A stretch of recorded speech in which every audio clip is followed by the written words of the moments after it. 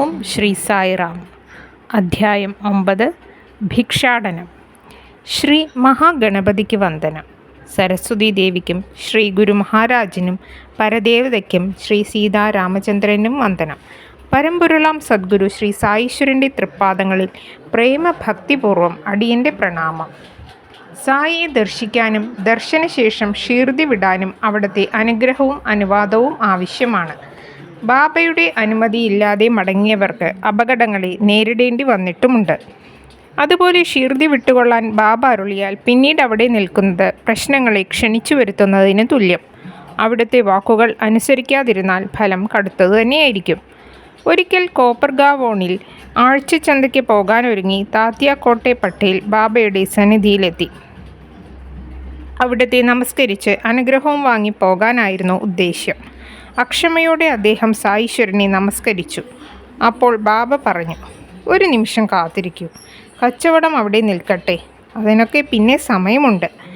ഏതായാലും ഇപ്പോൾ ഗ്രാമത്തിന് പുറത്തു പോകണ്ട.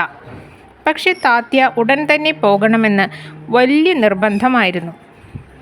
എങ്കിൽ നീ ശ്യാമയെ കൂടെ കൊണ്ടുപോകൂ.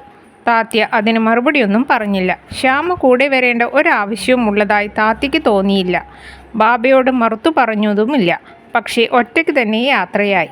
3 കിലോമീറ്ററോളം പോയതേ ഉള്ളൂ. കുതിര പെട്ടെന്ന് വിരളി പിടിച്ച് നിയന്ത്രണം വിട്ട് ഓടാൻ തുടങ്ങി. വണ്ടി ശക്തിയായി ഉലഞ്ഞു. കുതിര കാലുളുക്കി വീണു. താത്യയ്ക്ക് ചെറിയ പരിക്കുകൾ പറ്റി. അപ്പോഴാണ് സായീശ്വരൻ്റെ മുന്നറിയിപ്പ് മനസ്സിൽ തെളിഞ്ഞത്. മറ്റൊരിക്കലും ഇങ്ങനെ തന്നെ സംഭവിച്ചു. അന്ന് കുതിരവണ്ടി ബാബുൾ മരത്തിലിടിച്ച് തകർന്നു.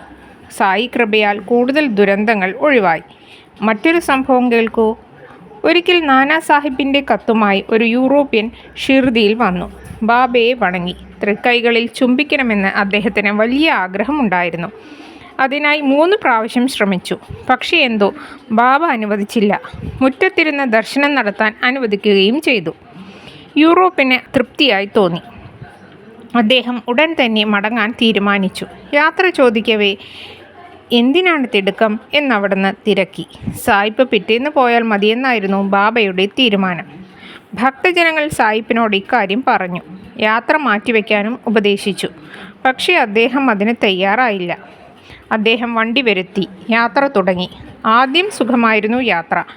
ബാബുൾ കിണർ കഴിഞ്ഞപ്പോൾ ഒരു സൈക്കിൾ കണ്ട് ഭയന്ന് കുതിരകൾ പരിഭ്രമിച്ചോടി. വണ്ടി മറിഞ്ഞു. യൂറോപ്യൻ തെറിച്ചു വീണു. അദ്ദേഹത്തിന് കുറച്ചു ദിവസം ആശുപത്രിയിൽ കഴിയേണ്ടി വരികയും ചെയ്തു. സായി അരുതെന്നരുളിയാൽ അത് അനുസരിക്കുക. സായി വചനങ്ങൾ ഈശ്വരകൽപ്പനയായി സ്വീകരിക്കുകയാണ് വേണ്ടത്. കാരണം നമ്മുടെ നന്മയ്ക്ക് അവിടുന്ന് എന്തും പറയൂ. സായീശ്വരൻ അത്ര മഹാനാണെങ്കിൽ, ഈശ്വരനാണെങ്കിൽ എന്തിന് വീടുതോറും ഭിക്ഷാപാത്രവുമായി നടക്കുന്നു? ഇങ്ങനെ സംശയമുള്ളവർ ഉണ്ട്. അതിനുള്ള ഉത്തരം ശ്രദ്ധിക്കൂ. ഭിക്ഷയെടുക്കുവാൻ അർഹതയുള്ളത് ആർക്ക്? ആധ്യാത്മിക ശാസ്ത്രം പറയുന്നു, ആർക്കാണോ സന്താനം, സമ്പത്ത്, കീർത്തി എന്നിവകളിൽ അശേഷം ആശയില്ലാത്തത് അവർക്ക് ഭിക്ഷാടനം ചെയ്യാം. ഇത്തരക്കാർക്ക് ആഹാരം കൊടുക്കേണ്ട ചുമതല ഗൃഹസ്ഥന്മാർക്കാണ്. ഒന്നിനോടും ആശയില്ലാത്തവനാണ് ബാബ. ബാല്യം മുതലേ നിത്യബ്രഹ്മചാരിയായ സന്യാസി, മഹാപുരുഷൻ. ഈ ലോകം ഒരു വീടാണെന്നും താൻ സാക്ഷാൽ വാസുദേവനും വിശ്വം ഭരിക്കുന്നവനുമാണെന്ന് അവിടത്തേക്ക് അറിയാമായിരുന്നു. ഈ വിശ്വകുടുംബത്തിലെ അത്തരമൊരംഗത്തിന് മാത്രമേ ഭിക്ഷയെടുക്കുവാൻ അവകാശമുള്ളൂ. ആ അനുഷ്ഠാനം ഇന്ന് എത്രമാത്രം അധപ്പതിച്ചു എന്ന് നോക്കൂ.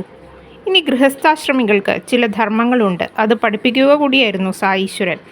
അതിഥിക്ക് ആഹാരം നൽകിയിട്ടേ ഗൃഹസ്ഥാശ്രമി ആഹാരം കഴിക്കാവൂ എന്നുണ്ട്. മാത്രമല്ല, ഗൃഹസ്ഥാശ്രമി താൻ അറിയാതെ ചെയ്തു പോരുന്ന പഞ്ചമഹാപാപങ്ങൾക്ക് പരിഹാരമായി പഞ്ചമഹായജ്ഞങ്ങളും അനുഷ്ഠിക്കണം.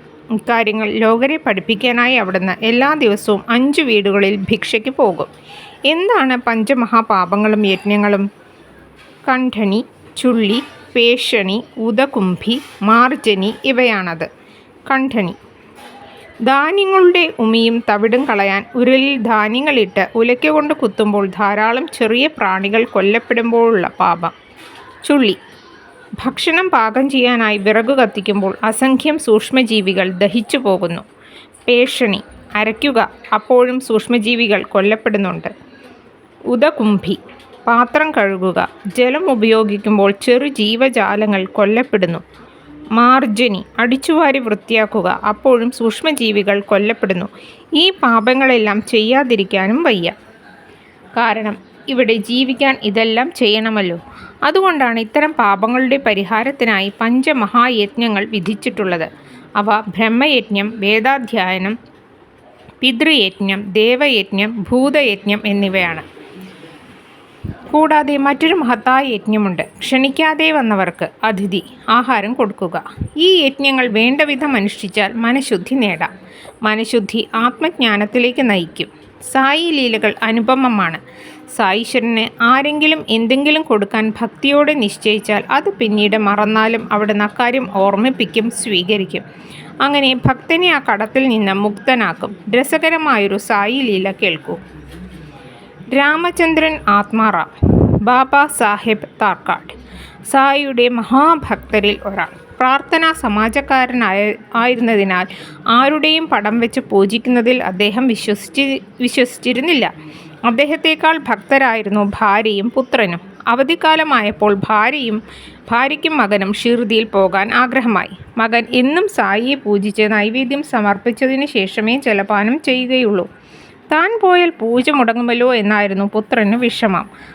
അച്ഛൻ അക്കാര്യം ചെയ്തുകൊള്ളാമെന്ന് ഉറപ്പു നൽകി. അങ്ങനെ അമ്മയും മകനും കൂടി കുറച്ചു ദിവസം സായി സന്നിധിയിൽ കഴിയാനായി യാത്ര തിരിച്ചു. അടുത്ത ദിവസം പിതാവ് രാവിലെ ഉണർന്നു, കുളിച്ചു, പൂജാമുറിയിലെത്തി. സായീശ്വരൻ്റെ ചിത്രത്തിനു മുന്നിൽ നമസ്കരിച്ചു പ്രാർത്ഥിച്ചു. പ്രഭു, അവിടുത്തെ പൂജ ഹൃദയംഗമമായി ചെയ്യാൻ അനുഗ്രഹിക്കണേ. എൻ്റെ മകൻ ചെയ്യുന്നതുപോലെ ചെയ്യാൻ എന്നെ അനുവദിക്കണേ. എൻ്റെ പൂജ വെറുമൊരു പ്രകടനമായി തീരരുതേ. പിന്നീട് പൂജ തുടങ്ങി. നൈവേദ്യമായി കൽക്കണ്ടം സമർപ്പിച്ചു. അതിനുശേഷം അദ്ദേഹം ഓഫീസിൽ പോയി. ഇങ്ങനെ കുറേ ദിവസങ്ങൾ കഴിഞ്ഞു. മകന് കൊടുത്ത വാക്ക് പാലിക്കാൻ കഴിഞ്ഞതിൽ താർക്കാട് സന്തുഷ്ടനായിരുന്നു. അന്നും പതിവ് പോലെ താർക്കാട് ഉച്ചയ്ക്ക് ഊണ് കഴിക്കാനായി ഓഫീസിൽ നിന്നും വന്നു. ആഹാരശേഷം പ്രസാദം കഴിക്കാൻ നോക്കിയപ്പോഴാണ് അദ്ദേഹം ഞെട്ടലോടെ അക്കാര്യം ഓർത്തത്. ഇന്ന് രാവിലെ നൈവേദ്യം വെച്ചില്ല. ഹൗ, താൻ എങ്ങനെയോ മറന്നുപോയിരിക്കുന്നു. താർക്കാടിന് വലിയ വിഷമമായി. തൻ്റെ പ്രവൃത്തി വെറും ഒരു പ്രകടനം തന്നെയായല്ലോ എന്ന കുറ്റബോധവും ഉണർന്നു. താർക്കാട് ഇക്കാര്യങ്ങളെല്ലാം എഴുതി ബാബയോട് ക്ഷമ ചോദിക്കണമെന്നാവശ്യപ്പെട്ട് മകന് കത്തയച്ചു. ഇനി ആ ദിവസം ഉച്ചയ്ക്ക് സായീശ്വര സന്നിധിയിൽ നടന്നത് എന്തെന്ന് നോക്കാം.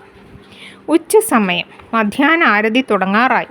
പെട്ടെന്ന് ബാബ താർക്കാടിൻ്റെ ഭാര്യയോട് ചോദിച്ചു, അമ്മേ, ഞാൻ നിങ്ങളുടെ വീട്ടിൽ പോയിരുന്നു. ഉച്ച സമയമല്ലേ, നല്ല വിശപ്പുണ്ടായിരുന്നു. എന്തെങ്കിലും കഴിക്കാമെന്ന് കരുതി ഒരുവിധം അകത്തു കടന്നു. പക്ഷേ എനിക്കൊന്നും അവിടെ കഴിക്കാൻ വെച്ചിട്ടുണ്ടായിരുന്നില്ല. അങ്ങനെ വിശപ്പടക്കാൻ കഴിയാതെ ഞാൻ മടങ്ങി. ആ അമ്മയ്ക്ക് കാര്യം മനസ്സിലായില്ല. പക്ഷേ അടുത്തുതന്നെ ഉണ്ടായിരുന്ന മകന് മനസ്സിലായി.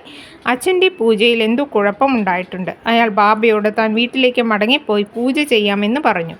പക്ഷേ സായി സമ്മതിച്ചില്ല. അവിടെ തന്നെ പൂജയർപ്പിക്കാൻ അനുവദിച്ചു. മകൻ ഇക്കാര്യങ്ങളെല്ലാം എഴുതി പിതാവിന് കത്തയച്ചു. ഈ സമയം അവിടെ നിന്ന് അയച്ച കത്ത് ഇങ്ങോട്ട് വരികയാണല്ലോ. എന്തായാലും രണ്ടിടത്തും കത്ത് കിട്ടിയത് ഒരേ ദിവസം തന്നെ. കത്ത് വായിച്ച അവരുടെ മിഴികൾ നിറഞ്ഞൊഴുകി. ഭക്തരോടുള്ള അവിടുത്തെ കൃപാപുരം കണ്ട് പിതാവിൻ്റെ ഹൃദയം ആർദ്രമായി. മഹാഭക്തയായിരുന്നു ഈ മകൻ്റെ അമ്മ. അവർ ഉച്ചയ്ക്ക് ആഹാരം കഴിക്കാൻ തുടങ്ങുന്ന സമയം. ഭക്ഷണം വിളമ്പിയതേയുള്ളൂ. ആ നിമിഷം തന്നെ വിശന്നു വലഞ്ഞ ഒരു നായ അടുക്കള വാതിൽക്കലെത്തി. അവർ കഴിക്കാൻ വെച്ചിരുന്നതിൽ നിന്നും കുറച്ചെടുത്ത് നായയ്ക്ക് കൊടുത്തു. ആ നിമിഷം തന്നെ ചെളിയിൽ ഉരുണ്ടുകിടന്ന ഒരു പന്നിയും വിശപ്പോടെ എത്തി. അവർ അതിനെയും തീറ്റി. ഉച്ച കഴിഞ്ഞ് അവർ സായിനാഥനെ ദർശിക്കുവാനായി മസ്ജിദിലെത്തി. ബാബ വാത്സല്യപൂർവ്വം അവരെ നോക്കി പുഞ്ചിരി തൂകി. അവിടെ നരുളി, അമ്മേ, സന്തോഷമായി. ഇന്നെന്നെ മൂക്കറ്റ മൂട്ടിയില്ലേ. ഹൗ, അങ്ങോട്ട് വന്നപ്പോൾ എന്തൊരു വിശപ്പായിരുന്നു എന്നോ. ഇങ്ങനെ തന്നെ വേണം ഇനിയും. കാരണം ഇത്തരം പ്രവൃത്തികളെ നിങ്ങൾക്ക് പിന്നെ സഹായകരമായി തീരുകയുള്ളൂ. ഈ മസ്ജിദിലിരുന്ന് ഞാൻ ഒരിക്കലും പൊളി പറയില്ല. വിശക്കുന്നവനെ ആദ്യം മൂട്ടുക, പിന്നെ സ്വയം ഉണ്ണുക. പാവം, ആ സ്ത്രീക്കൊന്നും മനസ്സിലായില്ല. അപ്പോൾ ബാബ പറഞ്ഞു, അമ്മ ഭക്ഷണത്തിനിരുന്നപ്പോൾ വിശന്നു വലഞ്ഞു വന്ന നായ ഞാനായിരുന്നു. ദേഹം മുഴുവനും ചെളി പുരണ്ടു വന്ന പന്നിയും ഞാൻ തന്നെ. ഞാൻ ചിലപ്പോൾ നായ, ചിലപ്പോൾ പന്നി, ചിലപ്പോൾ ഈച്ച, പൂച്ച, ഉറുമ്പ്, ഇങ്ങനെ വിഭിന്ന രൂപങ്ങളിൽ പ്രപഞ്ചത്തിൽ ചരിക്കുന്നു. സായിയുടെ അരുളപ്പാട് കേട്ട് അവരുടെ മിഴികൾ ആനന്ദത്താൽ നിറഞ്ഞൊഴുകി. ഒരിക്കൽ ഈ അമ്മ ശ്രീമതി താർക്കാട് ഒരു പരിചയക്കാരിയുടെ കൈവശം ശ്രീമതി പുരന്ദരി ബാബയ്ക്ക് ഭരീതും കാച്ചരിയും ഉണ്ടാക്കി കൊടുക്കാനായി 2 വഴുതിനിങ്ങ കൊടുത്തുവിട്ടു. അവർ മസ്ജിദിലെത്തിയപ്പോൾ സായീശ്വരൻ ആഹാരം കഴിക്കാൻ ഇരിക്കുകയാണ്. ശ്രീമതി പുരന്ദരെ ഫരീദ് വിളമ്പി. ബാബയ്ക്ക് അതിഷ്ടമായി. പിന്നീട് എല്ലാവർക്കും അത് വിളമ്പി. കുറച്ചു കഴിഞ്ഞപ്പോൾ കാച്ചേരി അവിടെ നിന്ന് ആവശ്യപ്പെട്ടു. ആ സമയം ശ്രീമതി പുരന്ദരെ അവിടെ ഉണ്ടായിരുന്നില്ല.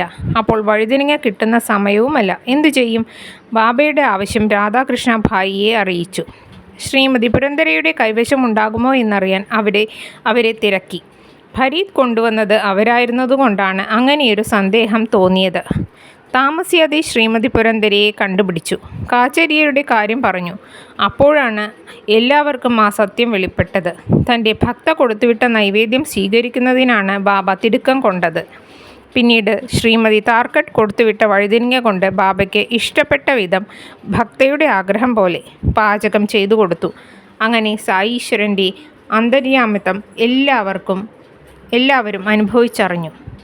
ശ്രീമതി താർക്കാഡയുടെ ജീവിതത്തിൽ ബാബ ആടിയ മറ്റൊരു ലീല കേൾക്കൂ. 1915 ഡിസംബർ. ഗോവിന്ദ ബാലാറാം മങ്കാർ പിതൃശ്രാദ്ധമൂട്ടാനായി ഷീർദി യാത്രയ്ക്കൊരുങ്ങി. ശ്രീമതി താർക്കാഡെ ഈ വിവരം അറിഞ്ഞു. അവർക്ക് എന്തെങ്കിലും സായീശ്വരന് കൊടുത്തുവിടണമെന്നായി. എന്തെങ്കിലും ഒന്ന് നൈവേദ്യമായി കൊടുത്തുവിടാൻ വീട് മുഴുവനും തിരഞ്ഞു. ഒടുവിൽ കിട്ടിയത് നേദിച്ച ഒരു പേട മാത്രം. അവർ അതെടുത്ത് ഗോവിന്ദൻ്റെ കയ്യിൽ ഭക്തിപൂർവ്വം നൽകി. ബാബയ്ക്ക് അത് കൊടുക്കണമെന്ന് പറഞ്ഞു. ഗോവിന്ദ് ഷിർദിയിലെത്തി. പേട മുറിയിൽ നിന്നും എടുക്കാൻ മറന്നു. സായീശ്വരനെ ദർശിച്ചു. ഉച്ചയ്ക്ക് വീണ്ടും ദർശനത്തിനെത്തിയപ്പോഴും പേടയുടെ കാര്യം മറന്നുപോയി. ഇത്തവണ ബാബ തിരക്കി. നീ എന്താണ് എനിക്ക് കൊണ്ടുവന്നിട്ടുള്ളത്? ഒന്നുമില്ല, അയാൾ പറഞ്ഞു. വീണ്ടും കരുണാനിധിയായി സായി ചോദിച്ചു. അപ്പോഴും ഒന്നുമില്ല എന്ന് തന്നെയായിരുന്നു മറുപടി. ഒടുവിൽ സായീശ്വരൻ ചോദിച്ചു, നീ യാത്ര തിരിച്ചപ്പോൾ ആ അമ്മ എനിക്കൊരു മധുര പലഹാരം തന്നു വിട്ടില്ലേ? അതെവിടെ? ഓ, ഗോവിന്ദ് വല്ലാതായി. ലജ്ജയോടെ അയാൾ താമസ സ്ഥലത്തേക്ക് ഓടി. ശ്രീമതി താർക്കാഡെ കൊടുത്തുവിട്ട പേടയുമായി തിരിച്ചെത്തി. മാപ്പിരന്നുകൊണ്ട് അത് ബാബയുടെ തൃക്കൈകളിൽ കൊടുത്തു. കയ്യിൽ കിട്ടിയ ഉടൻ ബാബ അത് കഴിക്കുകയും ചെയ്തു. അങ്ങനെ ഒരിക്കൽ കൂടി ശ്രീമതി താർക്കാഡയുടെ ഭക്തി അംഗീകരിക്കപ്പെട്ടു. ഓരോ ഭക്തനും അവൻ്റെ വിശ്വാസത്തിനനുസരിച്ചുള്ള ഫലം നൽകി സായീശ്വരൻ അനുഗ്രഹിക്കുന്നു. സമസ്ത ജീവജാലങ്ങളിലും ഈശ്വരനെ ദർശിക്കണം. ഈ ഉപനിഷത്ത് തത്വം എങ്ങനെ നടപ്പിലാക്കണമെന്ന് ബാബ ആചരിച്ച് കാണിച്ചു തന്നു. 9-ാം അധ്യായം സമാപ്തം. ഓം അസഹായ സഹായായ നമഃ.